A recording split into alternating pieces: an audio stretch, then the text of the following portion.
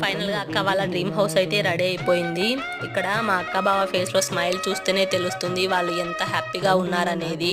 మా అక్క బావ చాలా అంటే చాలా కష్టపడతారు. ఆ కష్టంతోనే కొన్ని సంవత్సరాల తర్వాత వాళ్ళైతే సొంత ఇంటిని అయితే కట్టుకున్నారు.